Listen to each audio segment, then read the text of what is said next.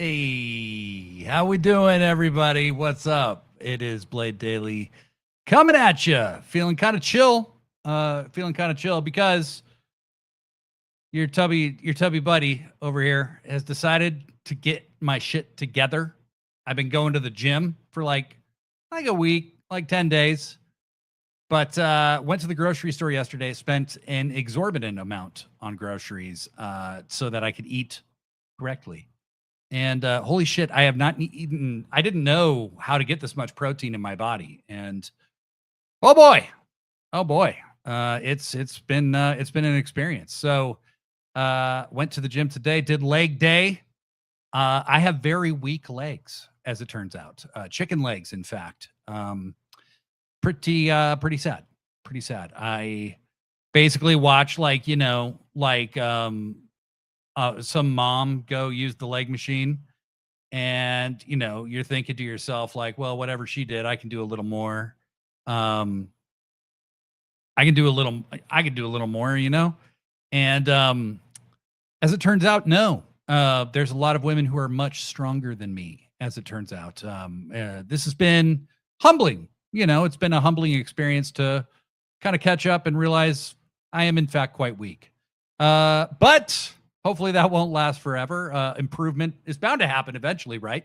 I would have thought so, but these prediction shows have been happening for a long time, and I continue to be wrong most of the time. Bleary Lines in the chat. What's up, buddy? Chill vibes are vibening. That is absolutely true. Nuclear Wessel X in the chat. Fuck your mama 2 times. Says Blade's going solo and is getting on the Brian Cage workout plan. I'm not sure I have that kind of money. Or those kind of hookups, but you never know. I protein daily from Kaylee in the chat. What up, Kayfabe K? Larry Line said, I am also trying to get my shit together. I've been doing yoga the last few weeks. Also, for some godforsaken reason, I thought I'd try to do cardio during the worst heat wave in UK history. I have a friend who, a colleague actually, who lives in France. And she said it is God. I mean, she just moved there like 2 weeks ago, and said it has been absolutely horrendous how hot it is over there right now. Yeti Malone. Oh, you think you can do a little more than women? That's on brand for you. All right. I mean, all right. So, the gym. Yeah, it's. The first day I went, I definitely felt like that, everybody thinks I suck. And then the second day, it was like, everybody knows you suck. They don't think anything. They know, look at you. You don't look like you're in shape.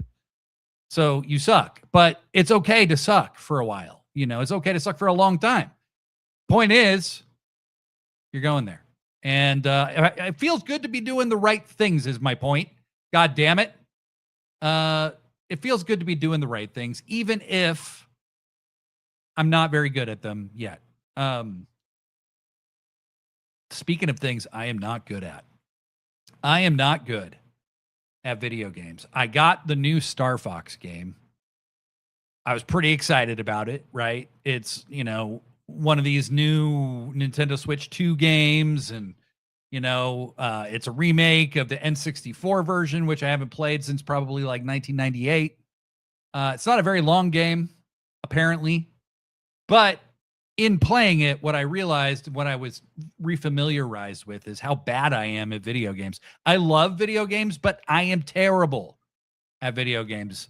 Do a barrel roll is right, Nuclear Wessel X. If I did a barrel roll a little more often, I'd probably stop getting fucking destroyed as much as I have been. But I think there's it'll probably get better, right? Inevitably, invariably, it'll get better. Because it has to. Right? Just because. Blurry Line says, and being all flexible and stuff, whilst I have the same points of articulation as an LJN. Yes. I'm at that age where it's like you got to use it or lose it. And I'd like not to lose it, to be honest with you. I'd like to keep it. So, doing stretching, Yoga is something that I've done a little bit in my life, and I've always really found it to be great. It's just been hard to get in the habit of doing, but stretching is definitely something in general that you got to do more once you get to be my age, because I will tell you, for literally no reason at all, my body tightens up. For some reason, it hurts to move my knees some days, like for no reason. I didn't even do anything. So I gotta work to be limber, baby. Gotta work to be limber. Blurry Line says, to be fair, any internalized misogyny gets weeded out doing yoga, realizing that this instructor has spent her life working muscles I didn't know people had. Yeah, it's true. Beef Mordos in the chat, what up? Been listening to this excellent podcast, just briefly being on Blue Sky a year ago. Excited to engage with this fantastic progressive group of sickos. Beef, it's great to have you with us, friend. Thank you so much for being here. Yeah, it's Forbidden Door time, and it's been an interesting build of Forbidden Door. And we're going to talk all about that. We're going to talk about Dynamite this week and what was different about Dynamite this week. We're going to talk about Tony Khan's little presser he did yesterday and some of his comments, and how we think it's affecting Forbidden Door, how we think it's affecting AEW going forward. After announcing that, not announcing, AEW famously doesn't announce anything. But after their toy deal with Jazzwares appeared to end like a month ago, 2 months ago, a bunch of like 3 figures went up for pre-sale today. And of course I bought them because I'm a nerd for toys, wrestling figures. I love them. So I bought 2 Surfer Stings, and I'm going to circle back and buy that Osprey a little later. But yeah. Blurry Line, all of us sits at desk for 8 hours straight. Correct. Also us, why do we ache like every second of every day? Yeah. And I've been doing it for like 25 years. So, and I'm nowhere near retiring. Isn't that great? Isn't that great? Isn't life grand? But you know what? Part of sitting at a computer is doing this podcast and editing this podcast and thinking about ideas for this podcast. And really, this podcast is bad for my health, is I guess what I'm saying. I think that's actually the point that I'm getting to. What about y'all? What are y'all up to? What's going on in your lives? I would love to know. I really would. And I know everything I say sounds sarcastic. I feel like that skit from Kids in the Hall where the guy can't stop being sarcastic and nobody likes him, but that's literally how he talks. Blurry Line says next week Blade's coming to us from a trampoline. Maybe. I think a trampoline would kick the shit out of my ass. Okay. Actually not actual shit out of my ass. It would just kick the shit out of me, is what I'm trying to say. School's out for summer, baby. Yeti Malone, not working in the library this summer. I've lost my life to Pocopia. I'm not familiar. Nuclear Wessels X. So let me, I'm going to pull that up. Pocopia. Let's see what that is. Pocopia. Video game. All right. Oh boy. Yeah. This looks like one of those kind of games that you could definitely get lost in. I had to put a strict rule up there for myself that I'm not allowed to play Animal Crossing ever again. Any game that requires me to be logged in every day and doing something every day, and there's like minimums you've got to maintain every day, that cannot be in my life, because I am in recovery. I'm an addict. It activates all that shit. No way. I can't do it. Always Never's with us. Thank you, buddy. Thanks for being here. Yeah. Nuclear Wessels X says smart. It's just anything that's about tending to something every day. And then, you can always go back later, right? Like I haven't played Animal Crossing in like 2 years, 3 years, maybe. And you go back and you play and everybody's pissed off at you in the game. And it's like, fuck, man, how long do I got to deal with this shit? And then I went on YouTube and I saw all the islands these people build. And I'm like, I don't have that kind of time. I'll never be as good as these people. Fuck this. It's just a very frustrating experience, you know? So thankfully, I am the best podcaster in the world. And we're going to get the podcast rolling here. Thank you all for joining me today and being here with me. I like doing these solo shows, but it's a lot better when I have people here. So yeah. Hello, everybody, and welcome to another edition of Sit Down, Shut Up, Mark Out, a pro wrestling podcast about pro wrestling.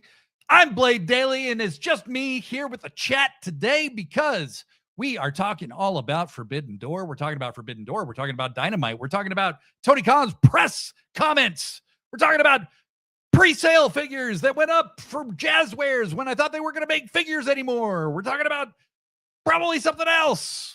But what we're talking about first is talking about stuff. That part just ended, just FYI. That part just ended. I was talking about what I'm going to talk about. If you haven't already, make sure you are subscribed to our YouTube channel. Make sure you're subscribed on whatever you're listening to me on right now. Make sure you leave us a 5-star review wherever those can be left. Tell your friends, tell your grandmother, tell people Blade Daly. He's a somewhat nice person. I mean, kind of nice. And he's knowledgeable about wrestling and really expert wrestling insights. So today we verge into the monthly tradition of me making predictions that will indubitably be incorrect. That's for you, Keith Lee. I will make incorrect predictions, and I've started to kind of wonder if it makes sense for me to try to be correct anymore because I'm always wrong. So we'll explore that. But first, let's talk about Dynamite this week.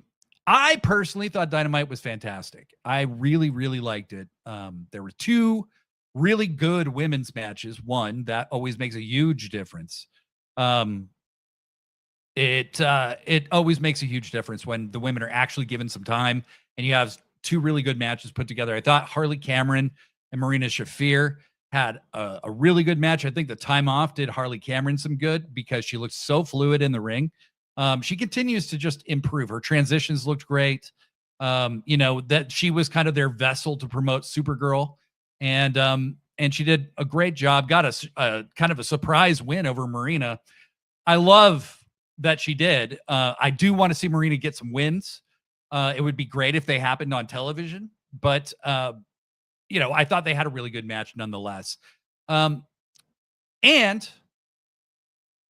then later in the show, we had the match I was actually most looking forward to, which was Red Velvet versus Queen Aminata, to see who gets a spot in the forthcoming Survival of the Fittest 6-woman elimination match.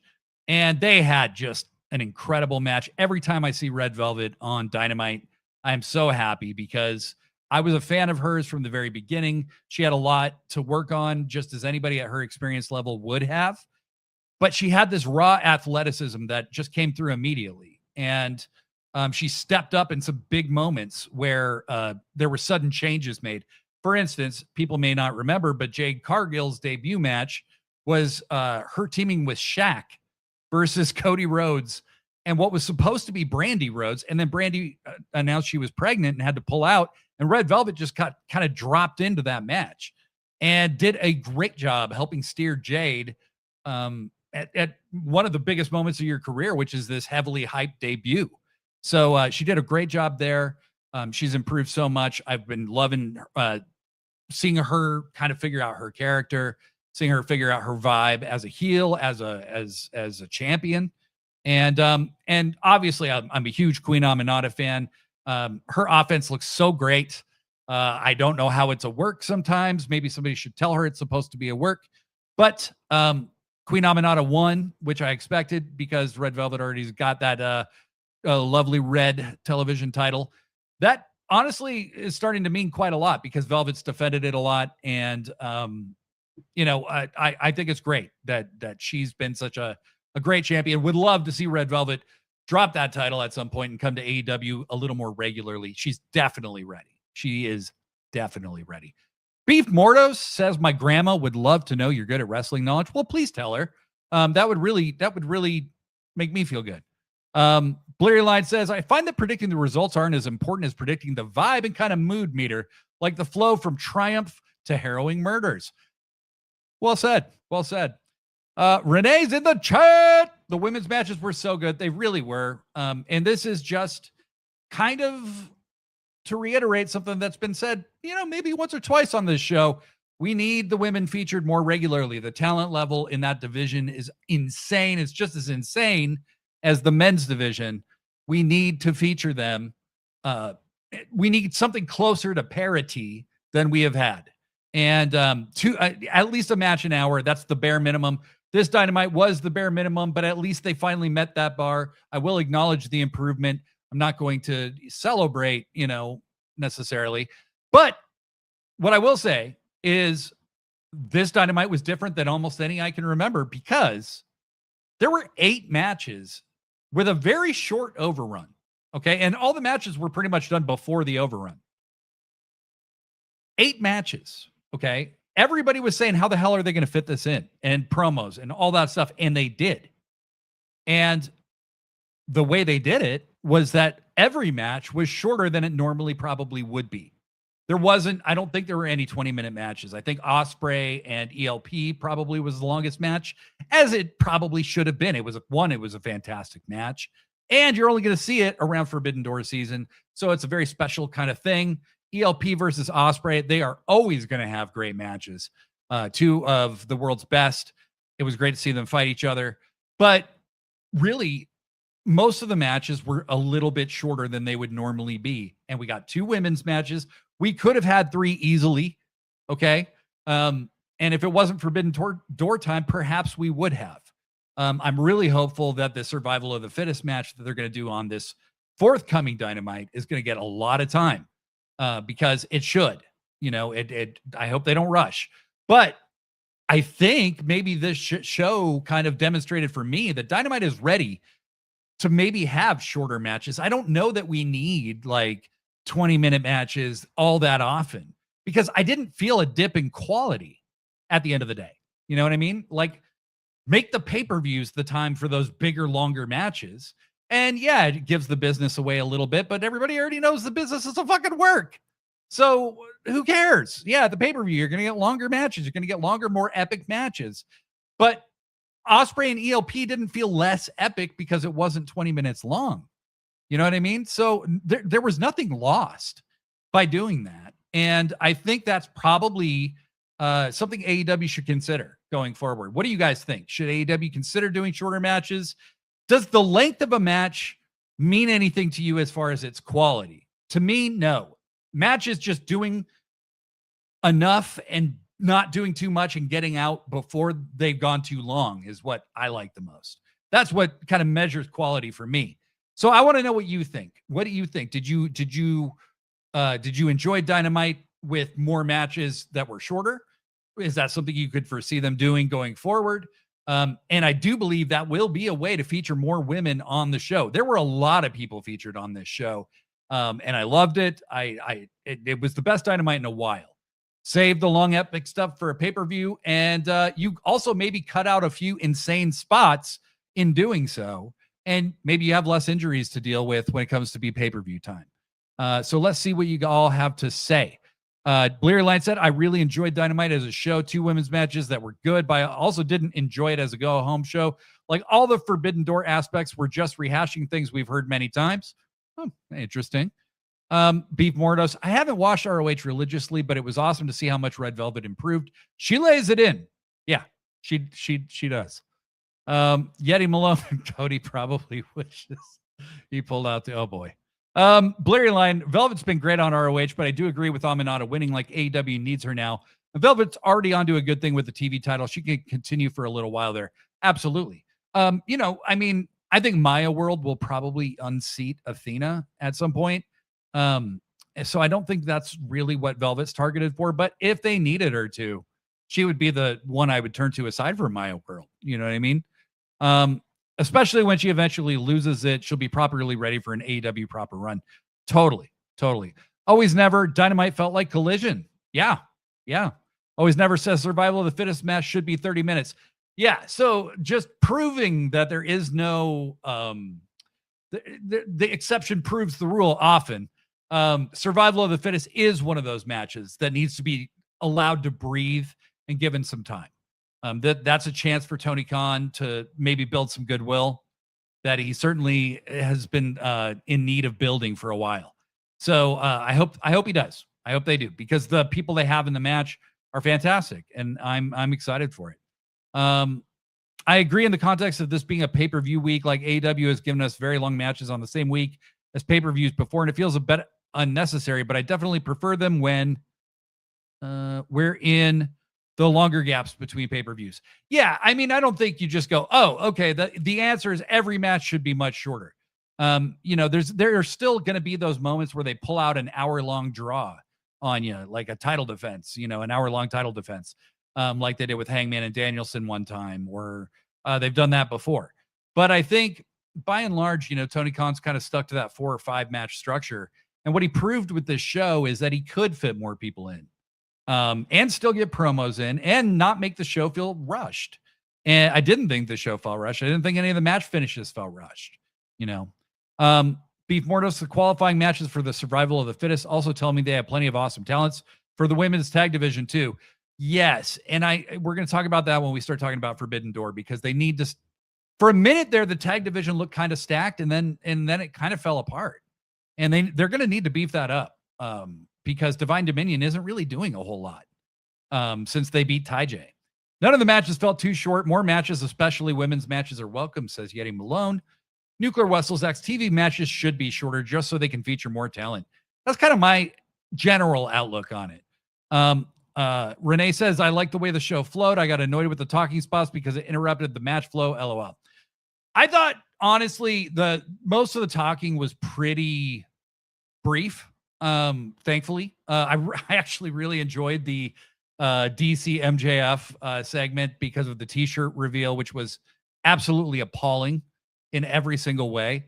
I liked when they asked Okada if he had anything to say, and he just stared at the camera, and then he just goes, bitch.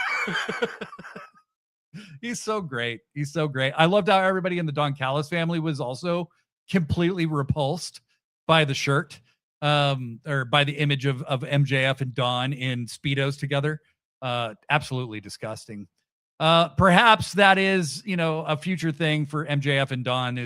It would be very, very, very amusing to see them maybe have a partnership down the road, like a longer term partnership. But I think Don might have something on the horizon. We'll see.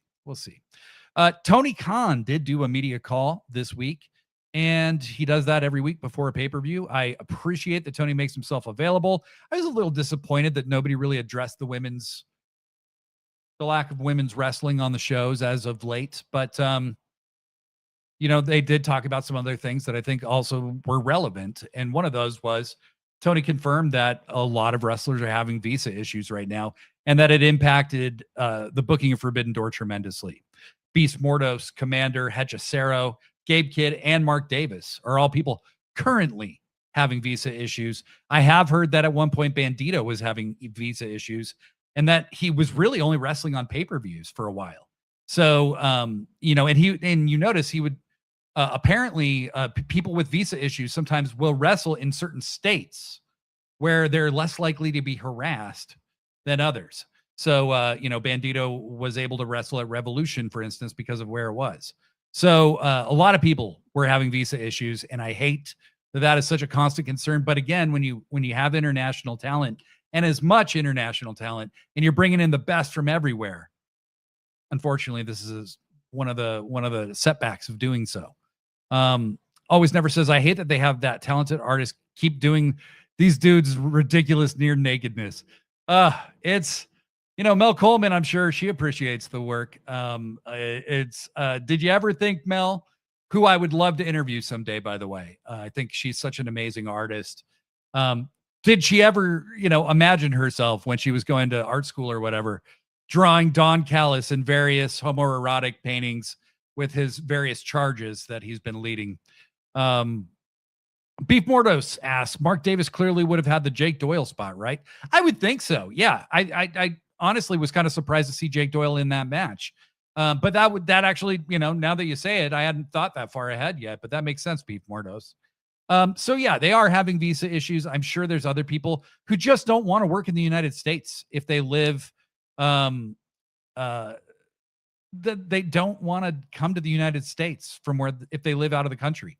ICE has been harassing soccer. There's been people on the soccer teams coming in for the World Cup who've experienced harassment. It's been really, really, really insane in America. And it's unfortunate that this show taking place in America probably prohibited some participation. But that's the unfortunate reality of this dump ass country that I live in currently. It sucks. It really, really sucks. Blurry Line says, not going to lie, I did bug Kayfabe K to tell her to make all the DCF paintings into nails. Oh my God. That would be insane. Kaylee, I'm not sure if you are still with us, but if you are, I second that idea. That is a really, really good idea. And Mel would probably be very impressed. I'm sure it's very easy to do. No, it's not. Always Never. Mel Coleman and Editorial Style are just so dope. I completely agree. If you guys don't know who Editorial Style is, she is the one who makes a lot of the really, really cool entrance videos for people. She made the Triangle of Madness entrance video. She's worked with Brian Cage. She's worked with indie wrestlers, even like EC3, I believe she worked with at one point. But she works with a lot of people in AEW. She's really kind of the person who built the brand voice of Julia Hart, because when Julia Hart was doing those kind of extended offsite promo packages where she was dreaming and, she shot her cheerleader self with an arrow and shit. That was all Editorial Style.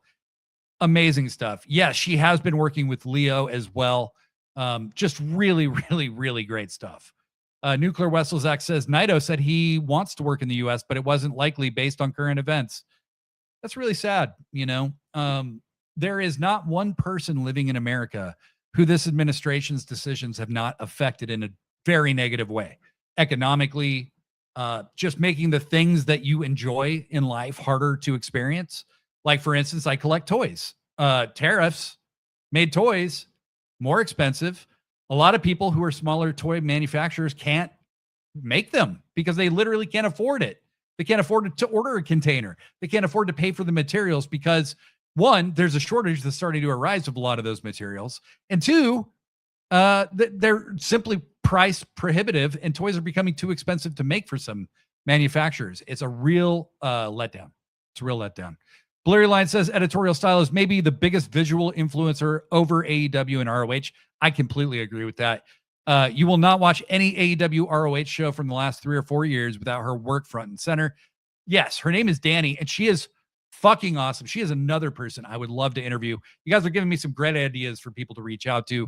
I'm going to reach out to Danny and to Editorial Style, even if they don't make it on the show anytime soon. I want to get on their radar because I've always been a big fan of both of them. Tony was asked if he would be willing to buy TNA if Anthem put it up for sale. He asked how much, like for what price? And the hypothetical of $40 million was suggested, which I don't have to be Tony Khan to know that that is an insanely ridiculous price. Okay. TNA is not worth $40 million, not with their entire library, not with every contract they have. They're not worth $40 million. I don't think they're worth half that much. I'd be surprised if anybody would pay more than 10 for it. And that would be still a lot because I believe I heard TNA actually rents everything they have. They rent all their equipment. They rent all of their, I believe they rent their rings even. I don't even think they own that. So yeah, TNA is not worth $40 million. What an insane price to even suggest.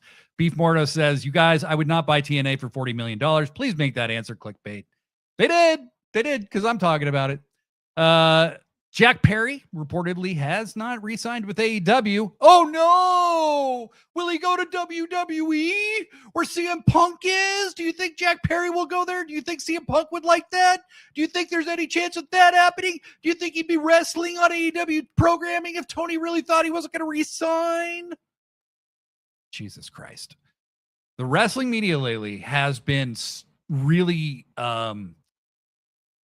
it's felt like they are really trying to make a story out of everything because there isn't the drama that there was a few years ago.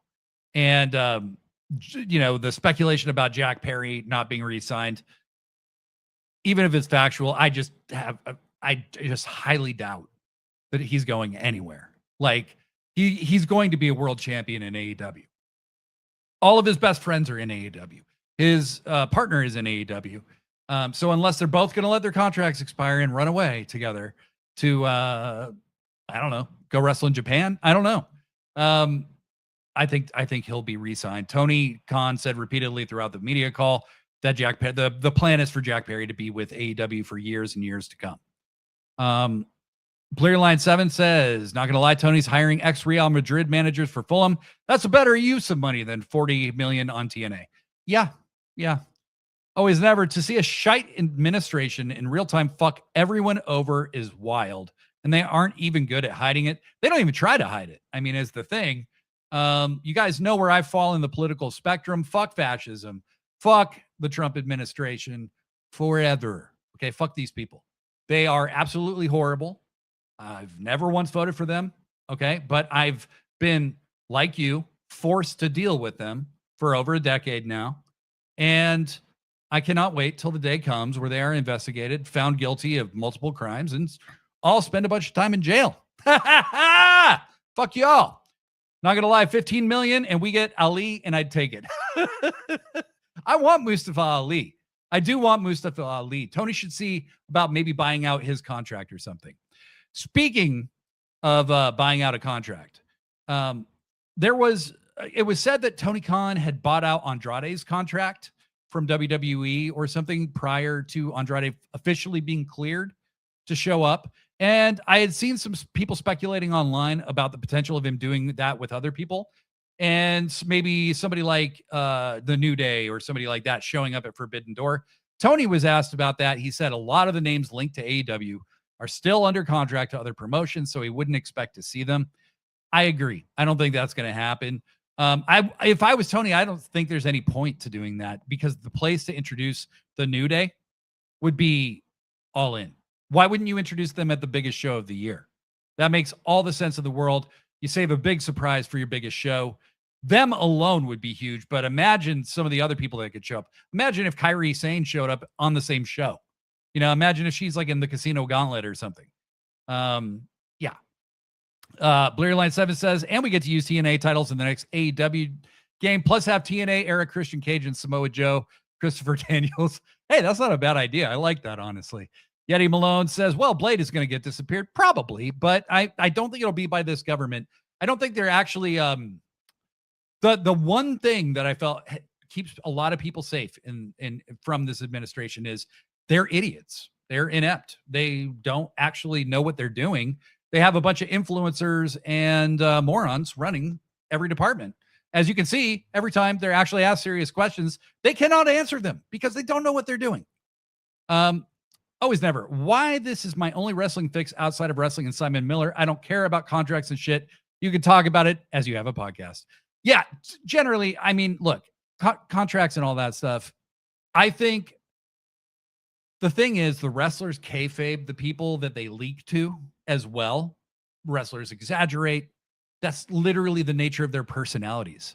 So it's hard to believe almost anything, right? It's hard to ever really get an actual true and full story about anything in wrestling because it's all based on deception. It's literally a sport invented by con men. I'm going to do an episode exclusively about that someday. I've talked about it before, but holy shit. If you want to read about the early days of wrestling, one of these days we're going to have to talk about that because it is fascinating, but it is very criminal. Renee, how you know?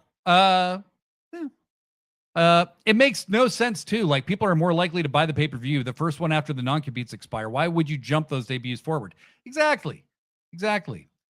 Beef Morto said, you're a white dude with 2 wrestling podcasts. They probably just assume you're on their side without listening to you. They probably do. Fuckers. No. Yeti Malone, why buy out the New Day's contracts when they'll be free agents soon? Exactly. I think the thing with Andrade, if it's even true that happened, he was, they were trying to keep him under contract for another year. And I think it was worth it to Tony at that point to go like, yeah, fuck that. I want him. This guy's in my plans now. So they wanted to bring him in. So not sure if you guys have any more to add to this stuff, but yeah, visa issues are affecting Forbidden Door. I think it's going to continue to affect it as long as this administration is in place, and maybe long after. I don't know. Maybe they consider doing it out of the country again. Jose Concepcion joins us, says, Blade, glad to be here. Need more AEW content. Thank you. Hey, well, you're in the right place. We're here every Friday at this very time, 6 p.m. Eastern, 3 p.m. Pacific. So happy to have you with us, Jose, because we are just about to jump into Forbidden Door. And yeah, okay, maybe the show isn't as forbidden as people would like, okay? But even Zack Sabre said the show is more like a forgotten cupboard. But my question isn't, where are all the New Japan people? My question, no. It's not, why isn't there all these Stardom people here? My question is not, where is CMLL? My question is, when is Tony Khan going to open the real Forbidden Door? Open a wormhole, a wrestling wormhole, and we can usher in the arrival of Kenta Kobashi from 2002 or Jumbo Tsuruta from 1982. Huh? Pizza issues my ass. You're a billionaire. You can afford it. Figure it out, Tony Khan. Sorry. Okay, so we're going to do predictions. We're going to talk about predictions. I'd love to know yours as we go. Please tell me if you agree or disagree with my picks. They will be wrong. If you wanted to go on one of those betting websites, just do the opposite of what I say. You'll probably win more than you'll lose. And I don't use those websites for that very reason and hold on to the meager earnings that I have made. So for the buy-in so far, we have 2 matches announced. There was an interesting match added to this, which was the winner for the last spot in that Survival of the Fittest match. It's Micah from Stardom versus Sky Blue. And I think the only reason I say it's interesting is because Sky Blue was already had. Well, no, she didn't actually. So didn't Sky Blue already have a chance at this and lose? Or am I just thinking of the Owen Hart?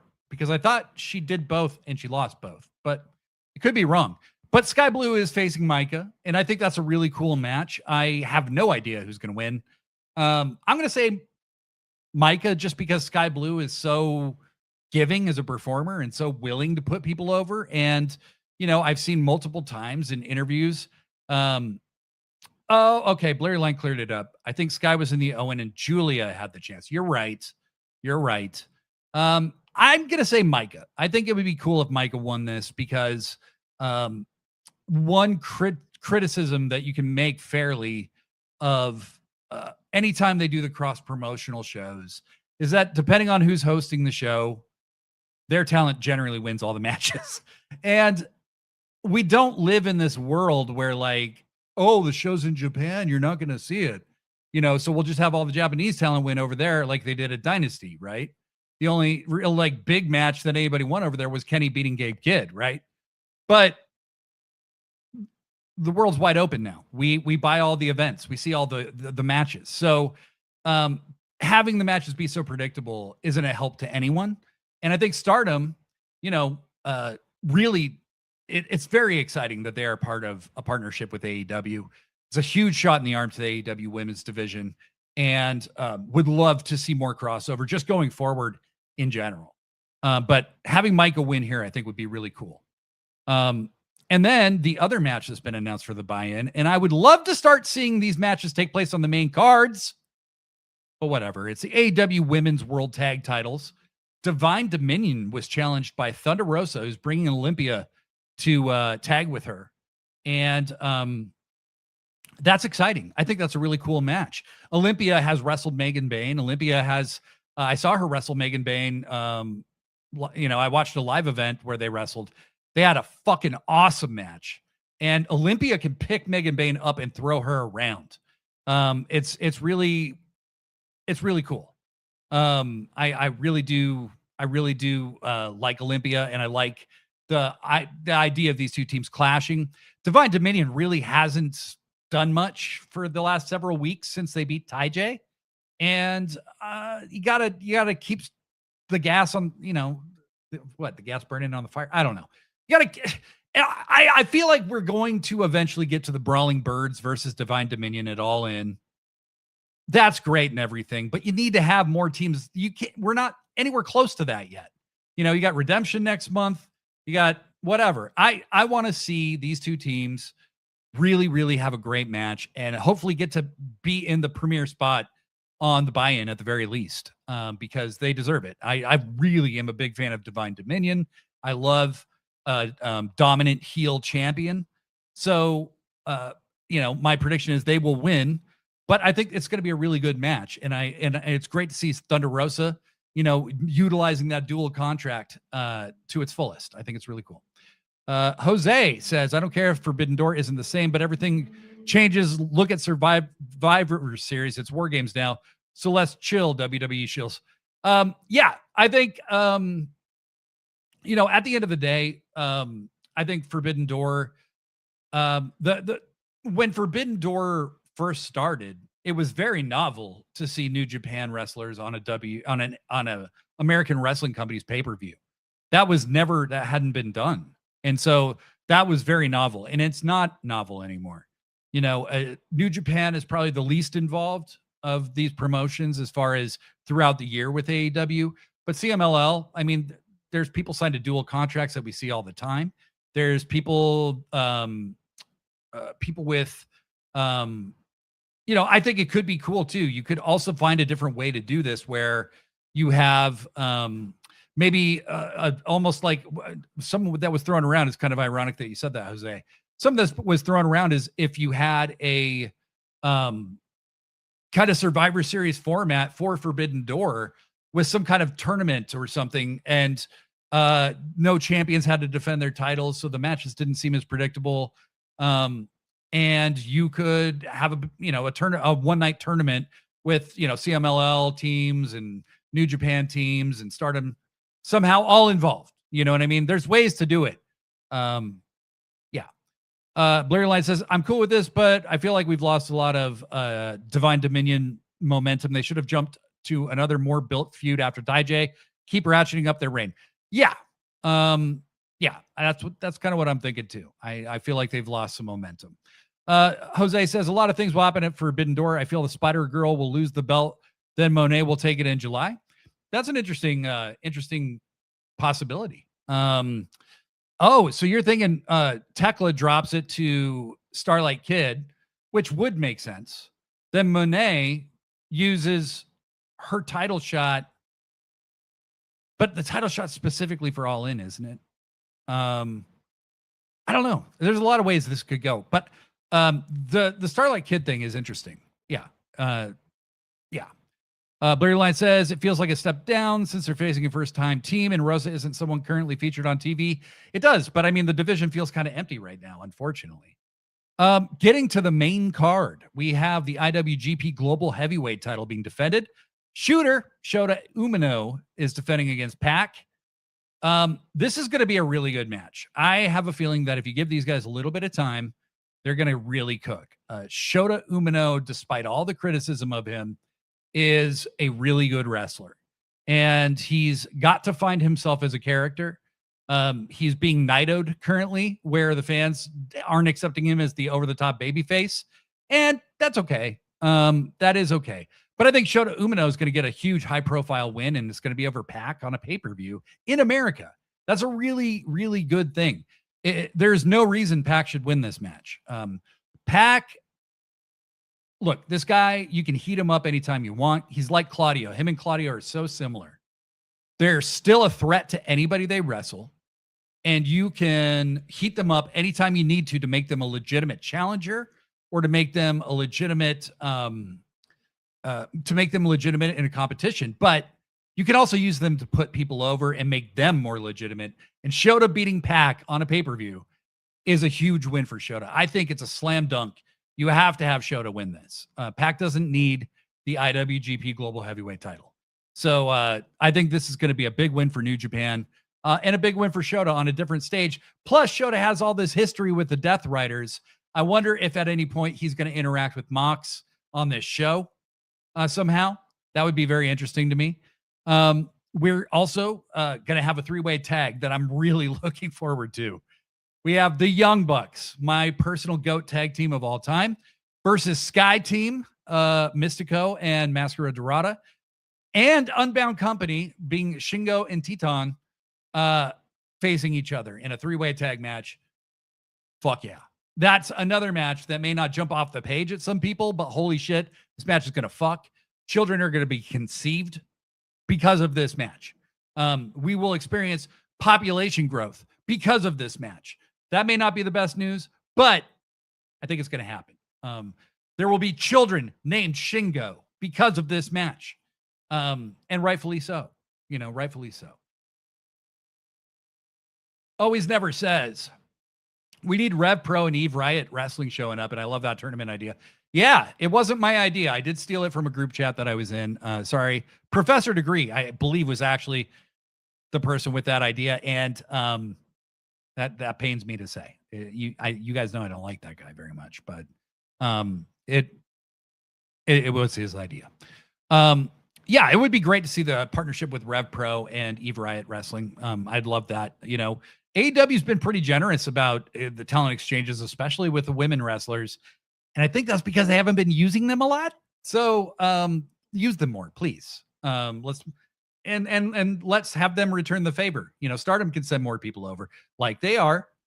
Let's just do more of it. Blurry Line says we need some lovely Mox Pac Shota tension, where Shota was literally the original follower of the Death Rider. Guys, if you haven't seen the G1 from 2019 and every post-match interview Moxley does with Shota Umino, it's still some of the greatest wrestling promos of all time. Moxley is absolutely fucking hilarious. He's the one who gives Shota the name Shooter. Shota plays it all up perfectly. It's just amazing shit. It's the funniest shit I think John Moxley's ever done, aside from maybe poking Pac in the belly a few months ago. Really, really good. Really, really good. Always Never says, my only bummer is when Pac loses. That means we don't get that amazing lariat unless there is a Death Rider beatdown. I think there's going to be a Death Rider beatdown. I look, they got to do something to cross the streams here. Otherwise, why Shota on this show? You know what I mean? They could have sent anybody, but they sent Shota. Kind of crazy. Is Shota in the G1 this year? I think he is, isn't he? I feel like Pac is under strict real life orders from Moxley to make Umino a star. Beef Morto says probably. I think they are close, and I want them to build towards something maybe in Japan where Shooter finally beats Mox. Hopefully this is the beginning of that story, and that could be the shot in the arm that puts Shota over the top. Blurry Line says they can't get a bigger spotlight for my GOAT Shingo. Like, this is going to be good, but I'd love a singles for him. Look, Blurry, we're on the same page on this one, baby. Like, I love Shingo Takagi. I think he's literally one of the greatest in-ring workers of all time. We can't even get New Japan to use this man to his fullest potential. Okay, I want a world title reign for this man. Okay, today, you could give him a world title reign. He's like my age. He's a little younger than me, maybe. But, like, you could put the world title on him today, and he'd be legit, Give Goto a run. You give Shingo a run, for Christ's sake. But, yeah, I agree. I mean, look, I'd love to see him in a huge, big-time... Like, can you imagine him versus Claudio on a pay-per-view? Can you imagine him and Brody King on this pay-per-view? It would be amazing. Yeah, no, I'm with you. When they did him and Danielson as part of the Owen Hart, that was really cool. Yeti Malone lying by saying Professor Degree sounds like a smart guy. No, that's not true. Blurry Line says, make Shooter look good or I'll poke your tummy again. Yeah, that could be the instructions to Pac for sure. On this three-way tag, I really don't. I think I'm just going to pull something out of my ass and say I think Sky Team wins, because I don't think it really matters if the Bucks win. I don't think it's going to propel anybody into contention by winning this match. And my guess is they're trying to get to the Bucks, at least the Bucks versus Cope and Christian at All In. And so I don't think they're ready for that yet. The Tobero says, I think New Day shows up. We were talking about that earlier, Tobero. But in this particular instance, Sky Team winning would be really cool because both those guys are also under contract. And Mystico, I don't know. Do you guys feel the same way? Like every time he comes out, you just feel the presence of a legend. If you've never seen like Kazuchika Okada enter during his entrance, there is like a weight over the arena that happens because this man has so much presence without even saying anything. And Mystico's the same way. Like I feel that energy from him. And I just want to see him get a big win on a big stage, you know? All right. So Tobero says, oh yeah, I just feel like New Day shows up and costs the Bucks, leading to a 3 or 4 way at All In. We will see. I think that would require a buyout. And we were talking about that very possibility earlier. Tony Khan did say in his presser that, you know, there's a lot of people that free agents that have been tied to AEW in the press that are under contract to other people right now. Then again, that's exactly what Tony Khan would say if he had bought out their contracts. Who's to say for sure? Tony Khan doesn't always do the most box office predictable thing, and that's what makes him so much fun as a booker. So I'm predicting Sky Team on this one. I think that would be a huge win for them. Mascara Dorada needs something in AEW. I would love to see him get a big win on this show. And again, it's good for the partnerships for them to do that. So going forward here, we have the Continental title match. My heart wants something that is not going to happen. Okay. Bandito versus Jon Moxley for the Continental title. I want Bandito to win. Bandito's not going to win because Jon Moxley really is in that. You can't say it's not deserved, right?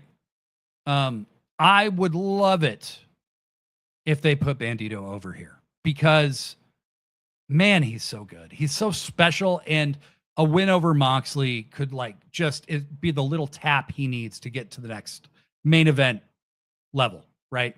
I don't like dual champions. Number one, Larry Line says Bandy 2 belts. Yeah.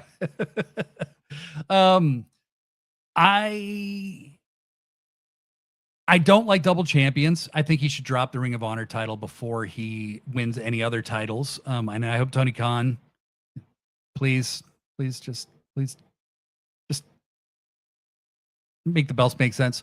But I would love him to beat Moxley. I'm going to predict Moxley wins because I think that's the clear as day. Like, I'd be an idiot to bet against him at this point because every time it's looked like Mox should lose, might lose, whatever, he wins. And they end up justifying it in the end with the storytelling. Mox is in the middle of a great story. I don't think Bandito's not in any story right now. So I think that kind of tells you a lot. You know, there isn't really much of a story behind this match either. So, with nobody allowed to interfere, I think Bandito's going to come really close to beating John. I think he's going to do some crazy power moves to John. John's going to sell like crazy for Bandito, and then he's going to beat him. That's what I think. Let's see what you guys are saying. Cope and Christian versus Bucks versus New Day versus FTR at All In. I can see it happening. FTR might be working by saying, well, we don't know when we're going to be back. I think they probably do. You remember when Dax had that podcast and he was trying to work like maybe we won't re-sign with AEW, even though they're letting me do this podcast. Dax likes to work. Them being so public about taking a break kind of makes me suspect that they'll be back sooner. And they probably know exactly when they're coming back. Blurry Line says Sky Team feels pretty safe. They absolutely love a feel-good Mystico win. Tony is a sucker for me, Miero, playing as the crowd celebrate. Yeah, he is. And so am I, quite honestly. I love that song. I wish I spoke Spanish or understood Spanish better, but I do sing the words I know when it's on. Being live in an arena where Mystico comes out is an awesome experience, Nuclear Wessel's says. Blurry Line 7 says, but honestly, I think Mox is kind of in the zone, and for story reason, that Continental title is the only thing stopping him losing control of the Death Riders. Yes, I agree with you. And I think that he is the one who's actually in a story right now that requires him to be strong. Bandito, I guess my only slight complaint, and a very slight one, they keep booking Bandito in kind of these premier singles matches, but he keeps losing on pay-per-view. And so it would be nice to see him get a win, but it's definitely not this one. And look, being in a match with Mox on a pay-per-view is a big deal. So he's going to come out looking stronger no matter what. Hopefully he just gets the endorsement from Mox after the match. That'll go a long way. Blurry Line says, we've kind of forgotten that Pac and Claudia look at Mox with absolute disgust anytime the crowd cheer him. The title is what's giving him the authority to still command them. Yes. The Tobero, I just don't think Mox loses without there being a build to the match. Exactly. Yeti Malone says Cash is a shooter. Wrong kind of shooter, friend. Fuck your mama 2 times. Sorry, guys. I had to pick up a pizza for my son. Have we talked about Tekla SLK yet? No, we have not. The Tobero, so did Ospreay. Losing on the road to being the guy makes it so much more important. You're right, the Tobero. I'm just impatient. Bandito's my guy. It's just that little kid I want it now. But Bandito's not going to lose anything by losing to Jon Moxley. The AEW Men's World Tag Titles are on the line as Cage and Cope face the Dogs. Now, something to consider. Gabe Kidd is going to be in the G1, but he is apparently okay to wrestle. Okay. I think Gabe makes an appearance during this match for sure. But who was Cope mentoring before this person suffered an untimely and quite a long recovery time kind of injury? It was Jay White.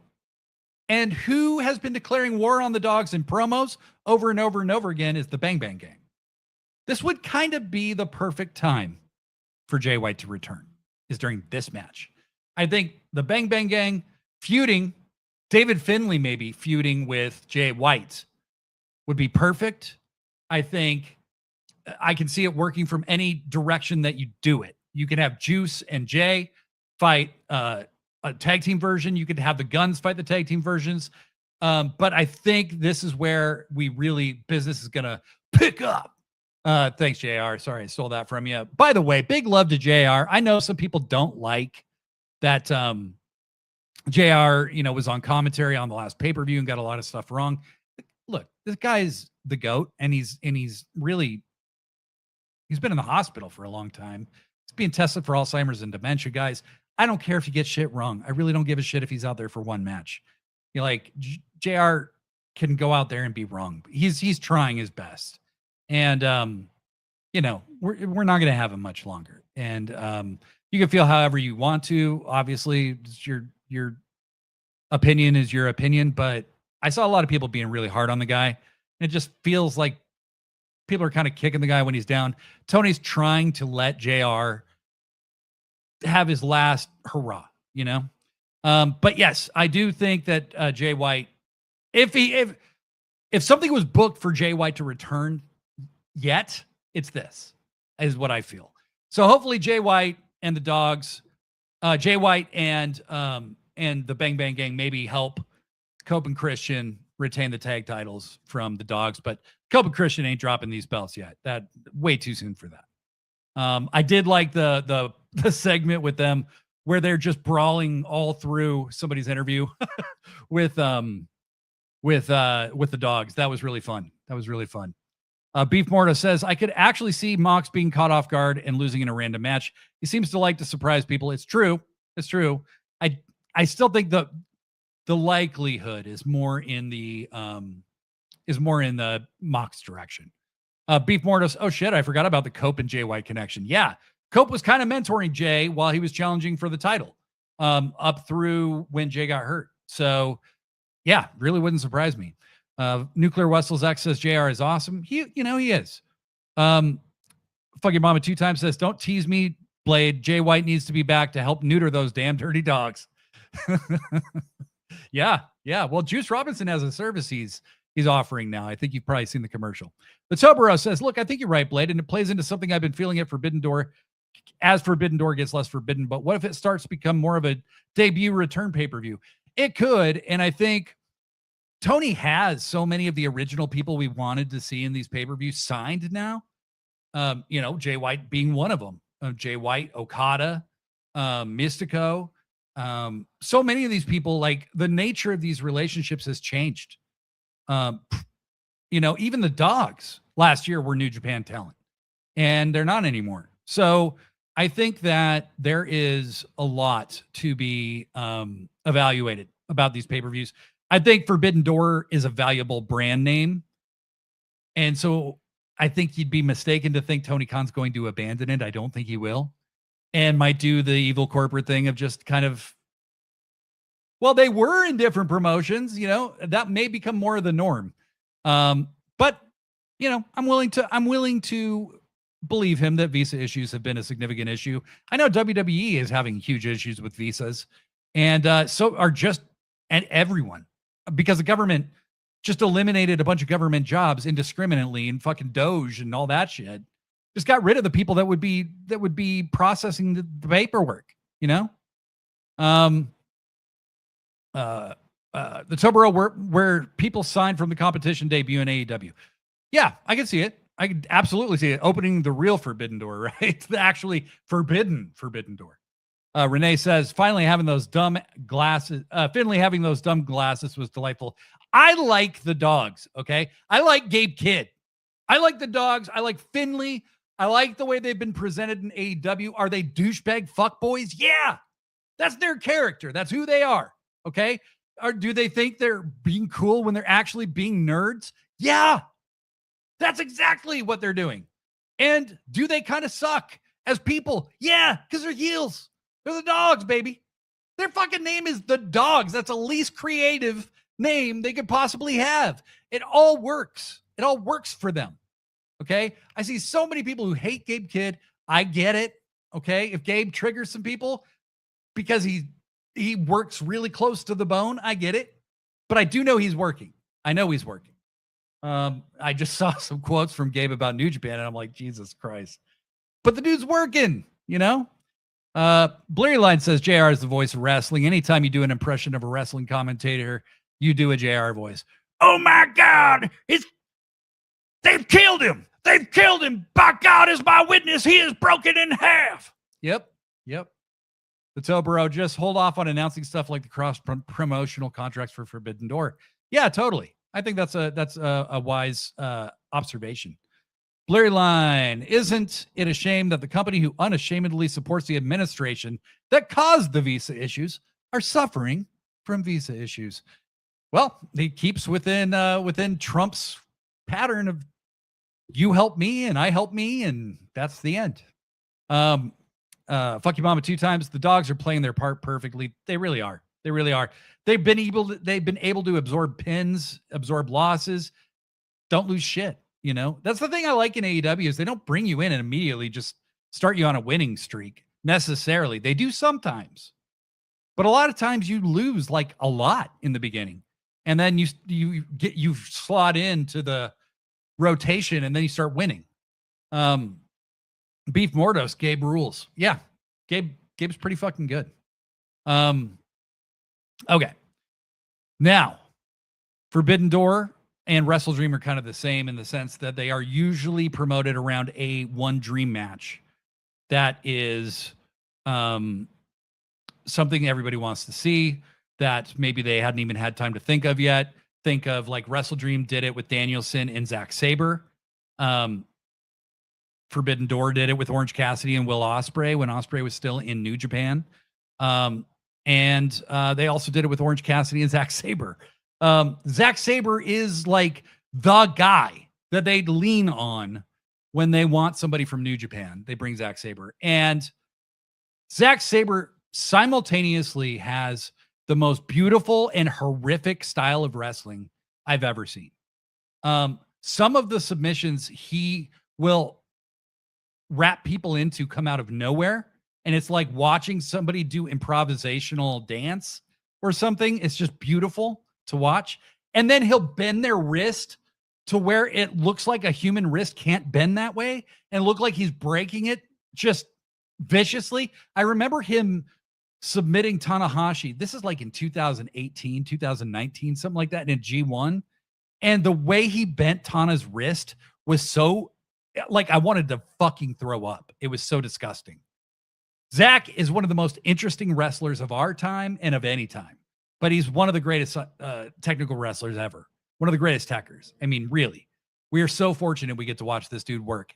And we are really fortunate that we get to watch him work against Kenneth Jerome Omega. What's the frequency, Kenneth Jerome Omega? That's right. I am super excited for this match. I gotta say, I'm sure there's reasons for it, okay? I know he's probably had Street Fighter 6 shit to do or something. I've been kind of disappointed since Dynasty with the non-use of Kenny. I mean, he's not even on the shows. He's not even... This match would mean so much more if we had any idea what the hell Kenny was up to. He's come out and cut 2 promos, you know? That's not how you build a program, you know? There's no stakes, personal stakes to this. You know, they could have, but just a little more. They could have done a lot more. We don't get a lot more time with Kenny. You got to make the most of Kenny. I think they have a plan for Kenny after this pay-per-view. And we've been talking about it on this show pretty consistently for at least a month now.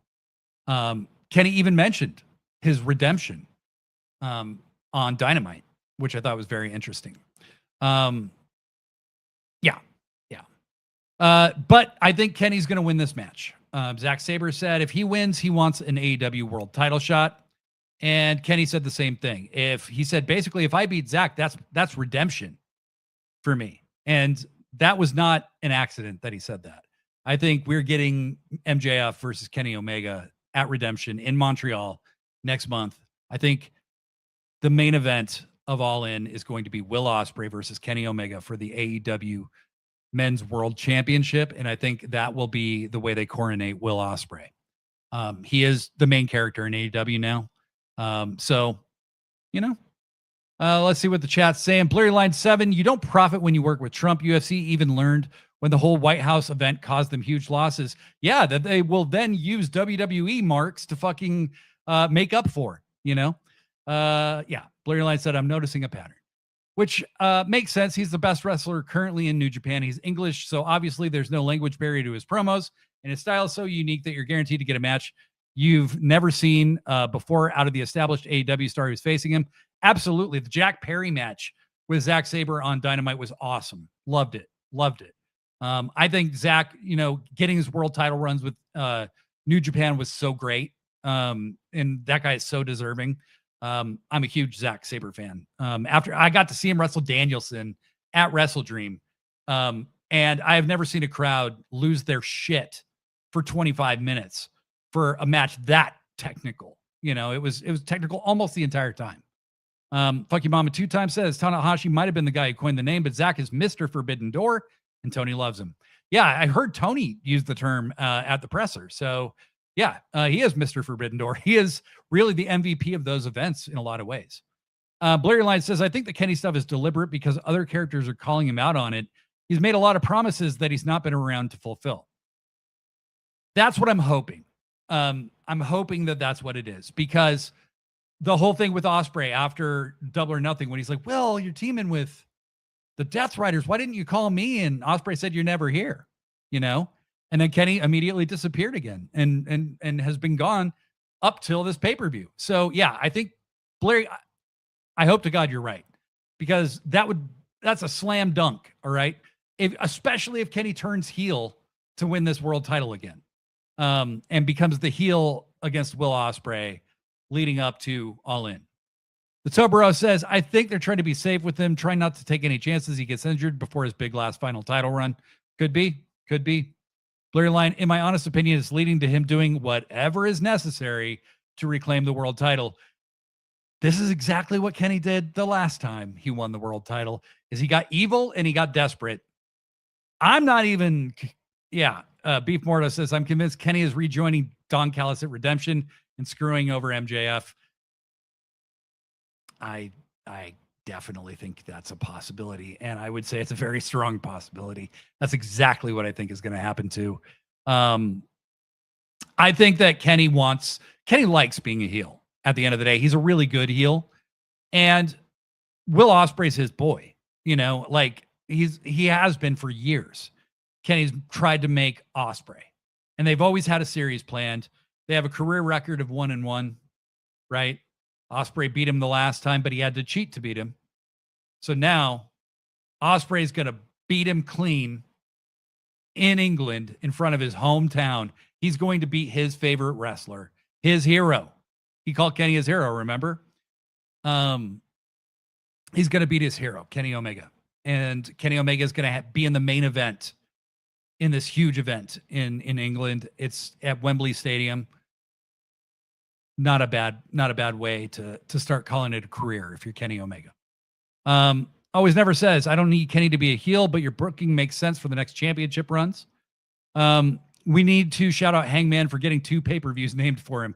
Yeah, it's true. Hangman is he's always been kind of that main character, you know, that they call him. Okay, so we have the men's Owen Hart final. Will Ospreay versus Swerve Strickland. I'm just going to say it. I think Will Ospreay's winning this match. It just makes too much sense. People have been booking Ospreay to be in the main event of All In since like he came back, basically, because the event's taking place in England again. I don't know that they'll do it in England again next year because they're selling less tickets every time they do it, which is natural. But they haven't announced any matches yet either. So I don't know. But I do think that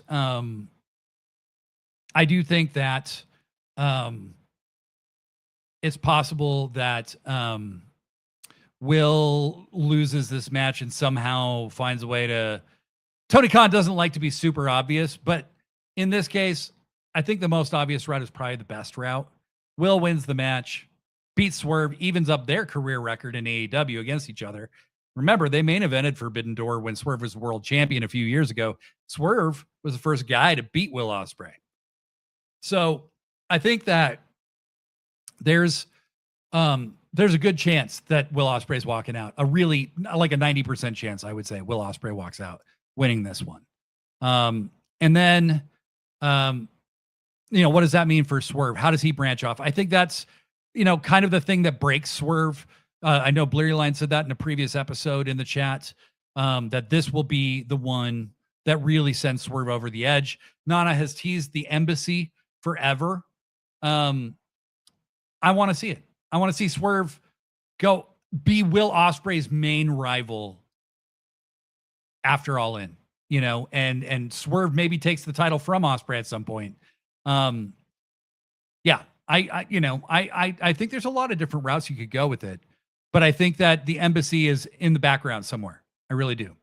Tobero says, does anyone think Briscoe beats MJF for the title? I don't think there's any chance. We're going to talk about it too a little later. The Beef Mortis talking about Kenny and turning heel and screwing MJF. Does that turn MJF face? What does he do at All In? Swerve somehow? There's still a returning Hangman too. So much goodness. I think they can turn on MJF and not turn him heel or not turn him face. I think Kenny simply is just the bigger heel, and Kenny goes full on cleaner, like demented, crazy Kenny for like a month. He's going to be champion for like a month. It's not going to be a super long reign, but it doesn't need to be, and just seeing Kenny with that belt one more time. Fuck, man, that's going to make me so happy. Always Never. All In should be in Puerto Rico next year. Fuck, that would rule. Oh my God, that would be amazing. Yeah, I agree with you. Put it in Puerto Rico. Tony Khan said in the media presser, the media in the presser that Puerto Rico's a very big interest to them in the near future. So I would love to see that. Holy shit, that'd be amazing. Blurry Line 7. Sometimes it's obviously because it's the objectively right thing that we all agreed upon wanting. Yeah, exactly. I think Osprey winning in England, it's just the right thing to do. It's the right way to coronate Will. They could have just put the belt on Will at any time over the last couple years, and they waited. They showed that he had farther to go before he was ready to be the world champion. And I like that. I like that they've done that with Mercedes as well. For everything she's accomplished, she hasn't figured out a way to become the women's world champion in AEW, even though she was multiple times. I think she's like a 7-time world champion between her WWE and other reigns. So to me, that says something about the women's world title. I want to see it used better, but you know, Tekla has already won the title that Mercedes just can't seem to wrap her head around, you know? So I think there's a lot of good storytelling to be done there. But Tobero, in my head the other night, I imagined Swerve joining STP to combat Death Riders, cheats to beat Will. Will gets the title shot back at Redemption. I can't see Swerve not being the leader of the thing he's doing, you know? It's just the kind of character. He's the alpha dog of what he's going to be doing. I think the embassy is in the near future. I would love to see Kevin Knight be a part of it. Just because Swerve and Kevin Knight have that, you know, kind of unspoken familiarity that they've alluded to many times now. So the Tobero says Strickland Taylor Promotions, or they become the embassy. I mean, perhaps. Larry Line 7. I want to see Kishin Omega. Yes, that is heel Kenny Omega, is Kishin Omega. Yes. Funky Mama 2 times says all in Puerto Rico with a guest appearance from Benito. He has been seen at CMLL shows. Yes. Oh my God. Yeah. Yes. That would be amazing. So the women's Owen Hart final is Mercedes Moné versus Maya World. This one is interesting because I think the greater chance is that Mercedes wins. Just playing the odds. But the entire way they have built to this indicates to me a babyface win. Because if you have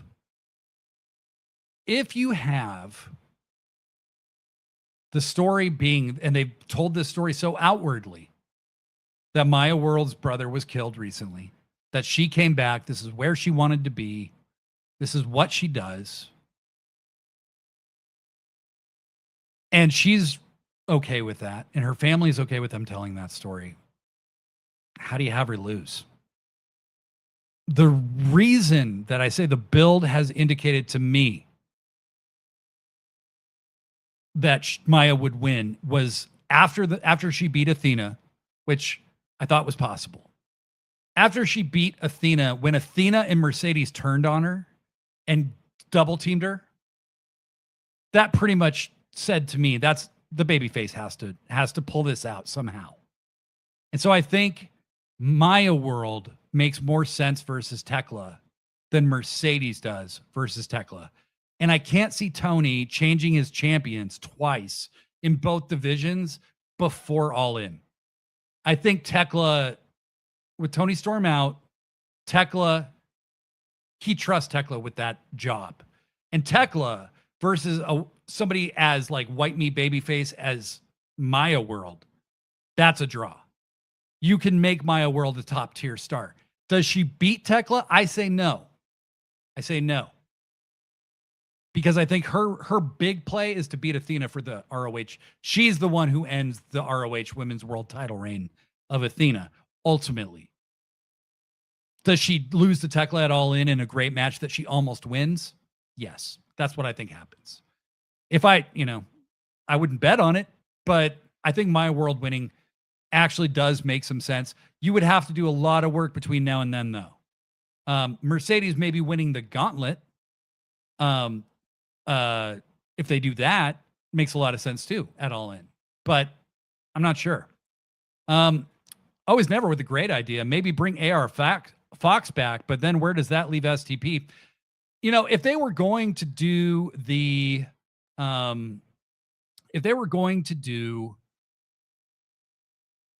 embassy, I would love to have AR Fox back with Swerve and Kevin Knight. Oh my God. Can you imagine that? Can you imagine that? Because AR Fox in the embassy was so, when it was just him and Swerve with Nana, that was fucking gold. When that got broken up, that broke my heart because AR Fox looked like he was ready to hit another level. And I would love that for him. And he was great. He just had this great little run as the TV champion in ROH. I would love to see him get something bigger from here.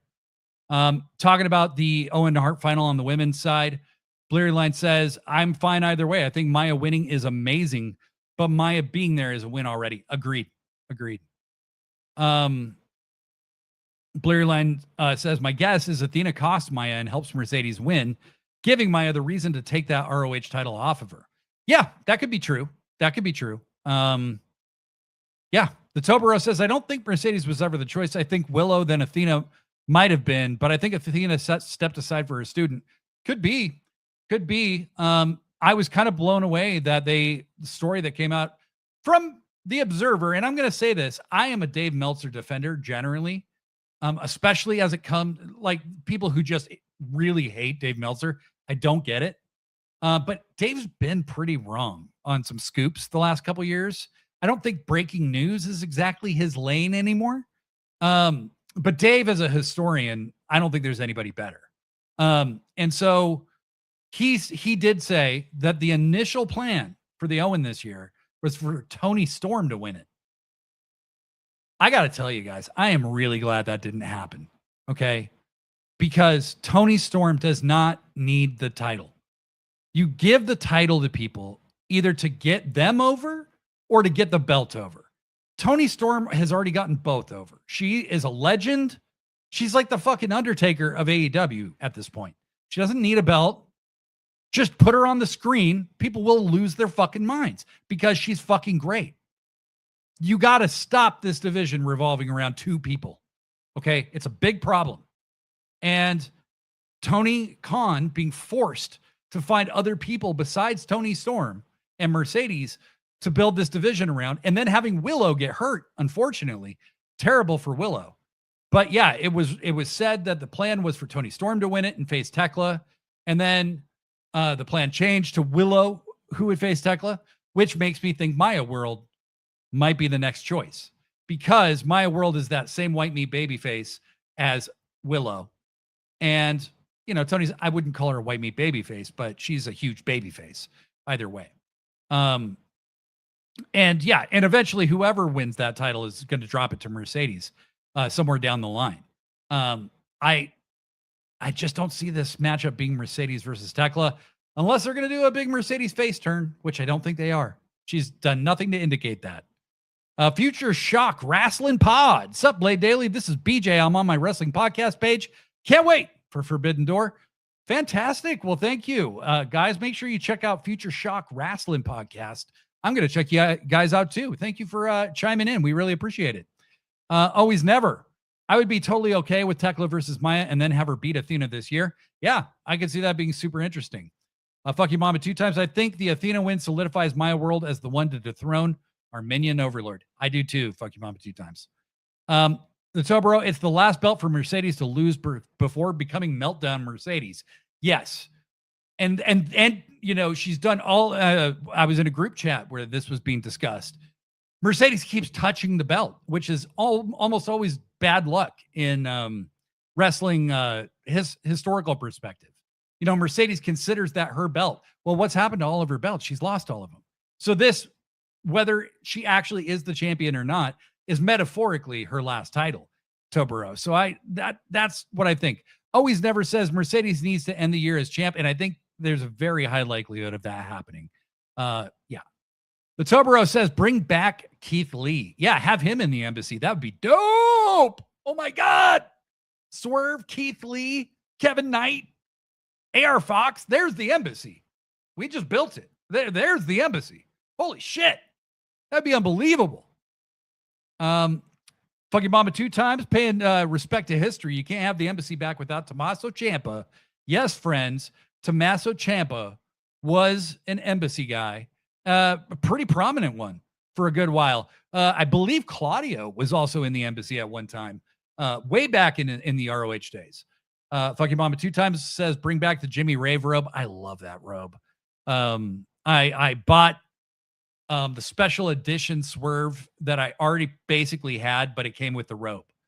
I literally bought a special edition Swerve action figure for the rope. But I love that rope. And it looks so right on Swerve. Blurry Line 7, I think we get Swerve, Kevin, Keith Lee. I know Swerve is who TV injured him, but I think you can ride around that. Well, of course you can. Yeah, you can definitely ride around that. I would love it. That to me is just like, holy shit. What a faction. Holy fuck. I think you could have Keith Lee being like, this man is the only person strong enough to sideline me, so I'd follow him. Yeah. Yeah, because Kevin Knight is going to be the guy who ultimately ends up competing with Swerve to be that alpha dog, right? Keith, you need somebody like a Keith Lee, AR Fox type guy who's going to be okay being kind of to the side of all that a little bit, you know?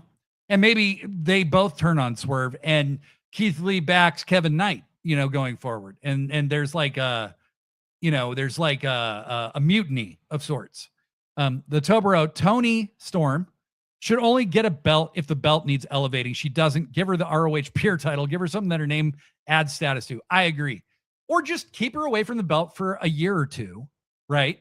Give it back to her down the road. I think Tony Storm will probably go down as the all-time, most title reigns for any AEW women's world title holder, and that's fine. But she's been the champion basically nonstop. If she hasn't been hurt, she's been the champion for like 2 years, 3 years. Like, you need to have other people competing for, defending that title and putting it on other people and adding names to the lineage. Tony Storm's a 4-time champion. Tony winning the Owen is like Roman Reigns winning the Royal Rumble. That is exactly how I felt. It's a total misread of where AEW is at. And I think Tony might be making that mistake with somebody else too. We're going to be talking about shortly. Tobero, or something to finish the Grand Slam for her at some point. Sure. Fuck you mama 2 times says, yeah, but now Keith Lee looks like a geek if he comes back from Swerve punking him. Yeah. I think there's truth to that too. It depends on how they tell the story. And Keith Lee is a pretty good, he's a great promo. Always never wonders if Keith Lee ever comes back. He was pushing himself and was dope to see him. He needs to lean into the silver and keep the facial hair. I agree. I like the silver. Always never also says, ooh, Meltdown Mercedes never considered that. The Tobero says he'd fit in so well with Swerve. Yeah. Yeti Malone says, I do think Mercedes wins the Owen and takes the world title off Tekla or Starlight Kid. If Starlight Kid somehow manages to beat Tekla, and I do think there's a chance that happens. Yeah, I think there's an interesting possibility there. And Blurry Line says, also, that's your faction template truly filled out. Leader, heel, veteran, valet, young star, and muscle. Yeah, exactly. Fuck you, Mamba 2 times. It just shows how badass a white dude from Boston can be cool with a group of brothers. LOL. Yeah, for sure. Okay, moving on. So yeah, I'm gonna go with Maya World on this one, just to take a shot in the dark. I wouldn't bet money on it, but that's what I'm gonna say. All right.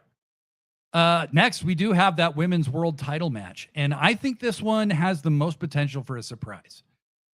Tony Khan has said that his favorite wrestler outside of AEW is Starlight Kid. He is a huge Starlight Kid fan. I think if ever you were going to do a shock title change to just blow people's minds, it would be right here. You have Starlight Kid win it from Tekla. Tekla can win it back in a few weeks on a Dynamite. She can win it back at Redemption. But she has gotten the upper hand on Stardom over and over and over and over. What does it mean if she beats Starlight Kid? And it's just, I mean, what happens? Like, it would make for a better story if Tekla lost and won it back. And then Tekla, yes, okay. The Tobero says Tekla could win it back in Stardom. Yeah, exactly. And then shit all over Okada again. You know, for her to lose the belt to Starlight Kid in an AEW ring, that's good stuff. That's good stuff. And then yes, Tekla goes over to Stardom and wins it back, and it kind of shows the resolve of the veteran champion and the young upstart. You know, Starlight Kid is still like 25, maybe. Yeah, I think there's a lot to be gained there. So for this one, I'm really going to step out on a limb. I think Starlight Kid is going to win this match. I want her to win this match. I love Starlight Kid. I love Stardom. They have received more screen time than any other promotion in the build to this. You know, nobody's really said anything about CMLL. New Japan has barely been mentioned, but Stardom is mentioned like almost every episode of AEW programming right now. So I have a feeling maybe there's something bigger in the works with Stardom. I really hope so, but ultimately I just want to see more women's wrestling in AEW, period. They have a lot of wrestlers that aren't getting any screen time right now, but seeing them wrestle the fucking gold standard of women's wrestling worldwide in Stardom would be pretty fucking dope on AEW programming. So that's how I feel. How do you guys feel? I would love to see Starlight Kid shock the world and be able to add that to her resume. That would be really cool. And it'd also be cool to have her name in the lineage. You know what I mean? The more likely outcome is that Tekla's going to win. But man, if you wanted a talking point coming out of this show, that would be the one. That would be the one. Blurry Line says, I will say I would be super intrigued by a Tekla Mercedes world title feud. I think there's a very interesting story to be told with that. There is. There absolutely is. Absolutely is. So if Mercedes wins, I'm not going to be like pissed. You know what I mean? It's going to be interesting to see how they get there. And Tony Khan has proven, if anything, he likes to take an interesting route to tell these stories, you know? Fuck you mama 2 times says, don't be a coward, TK. Put the belt on the Sky Tiger. Beef Mordos. SLK winning also helps make future Forbidden Door matches less predictable. Yes, exactly. Exactly. I think Tekla would do it. I think Tekla recognizes the opportunity in front of her. I think that's why she's gone so hard. You can't have her spitting on the Stardom logo and showing up at their shows and beating up the president and doing all that stuff, and they never get revenge. You know, heels need comeuppance, and the job of a heel is always to lose at some point in the end. And Tekla understands that as well as anyone. When you love being a heel, that means you also love losing to the babyface in the biggest moment, you know? And a lot of people do. A lot of people love that. Blurry Line says you can almost make Tekla a babyface, showing that she's been there every week, putting in the world while Mercedes was acting and on red carpets. Absolutely. I think you can work in some of the real life frustrations with the women's division. Make Mercedes say, you have the belt, but I've always been the champion. Points out that the women's division improved as soon as Mercedes came back. I mean, they alluded to that in that promo package that they ran. I believe it was a week ago. Yeah, a week ago on Dynamite. So that may be the direction they're going. That may be the direction they're going, because Tekla's half a babyface now. That people love Tekla, you know. So finally, we come to the 10-man tag cage match main event. MJF team DC MJF. MJF, Kazuchika Okada, Kyle Fletcher, the Jet Kevin Knight, Jake Doyle, and Andrade El Idolo versus Mark Briscoe, Darby Allin, Konosuke Takeshita, Roddy Strong, Orange Cassidy, and Kyle O'Reilly. How excited do you guys feel for this match? I'm really curious. I've talked to quite a number of people about this match, and the feedback I've gotten has been very mixed. There's some people who, like me, I think, who think, Yeah, it's going to be an awesome match. Of course, it's going to exceed our expectations even. But I've talked to other people who are kind of puzzled by this. I think this is a storytelling match. It's a big storytelling match. There's a lot of crossover between everybody in the match. Obviously, Okada and Takeshita have quite a history. This could also be a way to start pointing Okada at somebody else. Kyle Fletcher and Takeshita have a lot of story. Kevin Knight has story with Darby. Kevin Knight wants a shot at MJF. The provision is already, if MJF's team wins, that Kevin Knight gets a title shot. Andrade has been showing unhappiness with the Don Callis family and Don himself for quite some time. He doesn't like MJF, and MJF knocked him out on during the ending bit of Dynamite this week. The other side of this is that if the Briscoe team wins, Mark Briscoe gets a world title shot at MJF.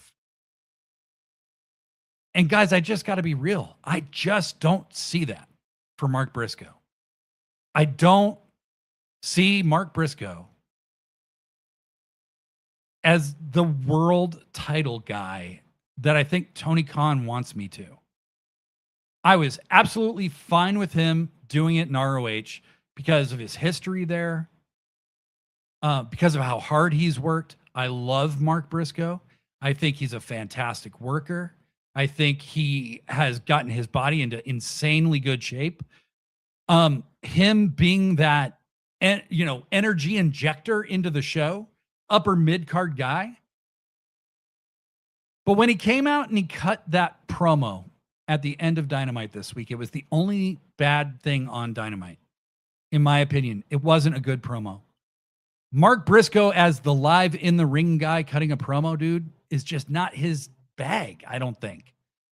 And the thing is, he just says the same thing every time. I hate MJF so much.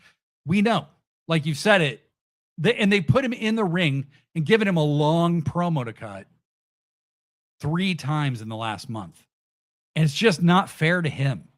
And it's not Mark's fault. It's Tony Khan's fault, in my opinion. I don't want Mark Briscoe to get a shot at the world title because I don't want Mark Briscoe to win the world title. I don't think they're like alluding to this because it's not going to happen. Okay. You've already seen how it could potentially fall apart with Andrade costing Team MJF, right? And Andrade leaving the Don Callis family and Andrade wanting a shot at MJF. But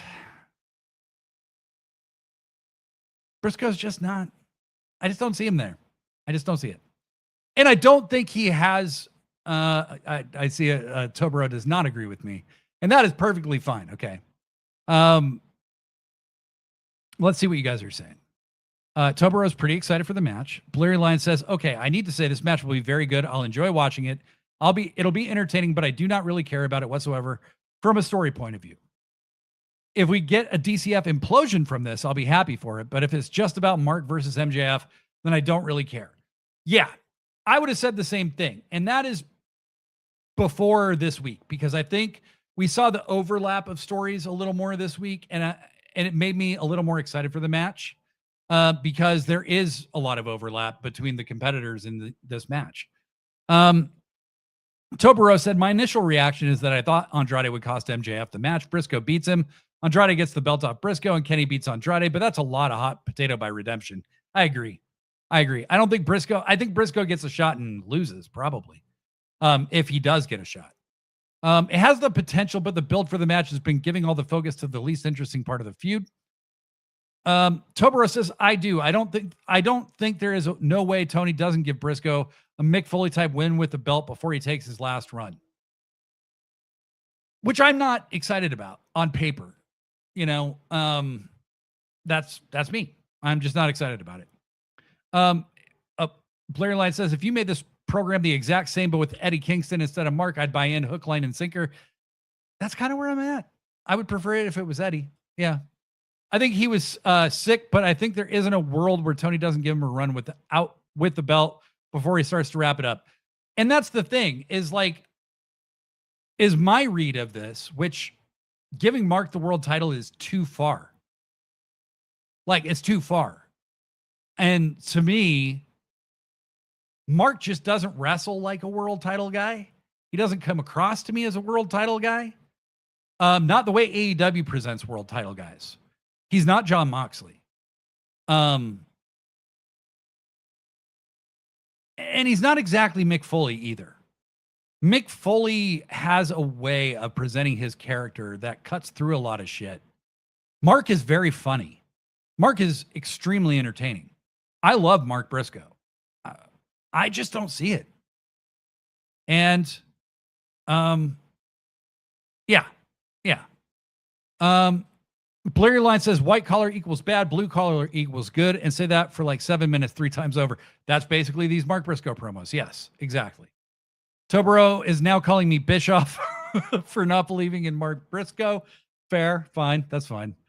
Look, if he wins the title and he gets a world title run and it's great, I will eat my words right in front of all of you. You know I will.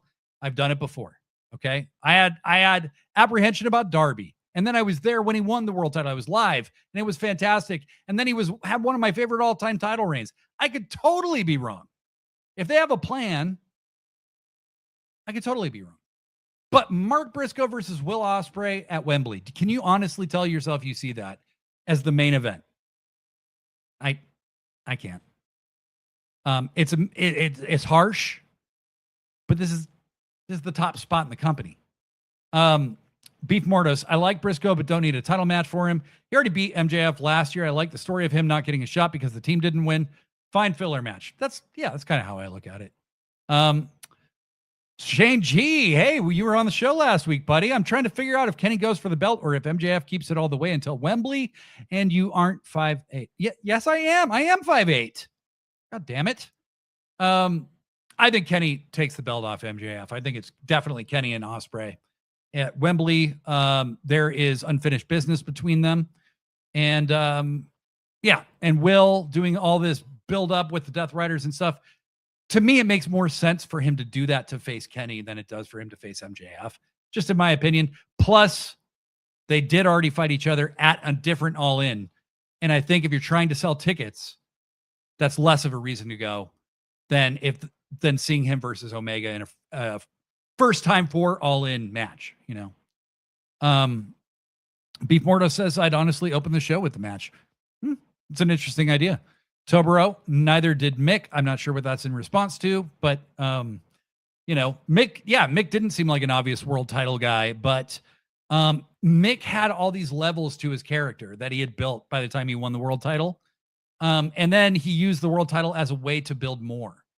And I'm not sure I've seen Mark do that. And that's not a diss on Mark. It's a very hard thing to do. And there's a lot of people who haven't done that, who are great. So it's not me trying to shit on Mark. Blurry Line 7, I do need to say I love Mark Briscoe and I love his ROH and TNT title runs. Agreed. Blurry Line just says, I just don't have much interest in him versus MJF when we already did this and kind of squeezed all the juice we needed from him. That's kind of how I feel. Like, say Samoa Joe's the world champion and Mark wins the tournament to get a title shot. Then I'm cool with that. It's something fresher. I mainly need Kenny versus Will with Kenny as the heel so we can floss with the Union flag the same way Will did with the Canadian flag in Canada when they last wrestled. Yeah, I mean, that'd be cool. Shane says, yeah, that's a good point. Will versus Kenny does have history. This would be the rubber match. You convinced me, Blade, about the match. I'm not convinced you're 5'8". God damn it. Whatever. I'm going to go with Team MJF winning this one because I think it'd be more interesting. And I think Andrade still turning and still getting turned on and them still finding a way to win would be interesting. Kevin Knight getting a title shot would be interesting. But also then Team MJF losing. Kevin Knight getting pissed at Don because he's not getting his title shot because he couldn't control Andrade. Also makes sense. Kevin leaving, joining Swerve instead. Kind of manifest from that. I think the likely outcome is probably Team Briscoe winning. But it's not the outcome I'm really the most excited about. But I just hope everybody has fun, you know? I love you guys. This has been a lot of fun. I'm going to have a blast at Forbidden Door. I'm going to be live on Monday at the same time, 6 p.m. Eastern, 3 p.m. Pacific, to talk all about Forbidden Door. I believe I'm going to be joined by Professor Degree. I hope I'll be joined by Professor Degree. I may be joined by Books. I'm not sure yet. She is quite ill. And Professor Degree is trying to squeeze Forbidden Door into his very busy life. He actually has a family and children and all that. So hopefully he can, and the two of us will be here for Shut Up Forever. Or it'll just be you guys and me. Who knows? But I'm really looking forward to this show. I think it's going to be great no matter what. Cage match, all of it is going to be awesome. Thank you all for joining me. Thank you for giving your opinions and your predictions. We'll see who's right in the end. We know it won't be me, but you guys are great. Thank you so much. Till next time, I'm Blade Daily. Pro Wrestling Forever.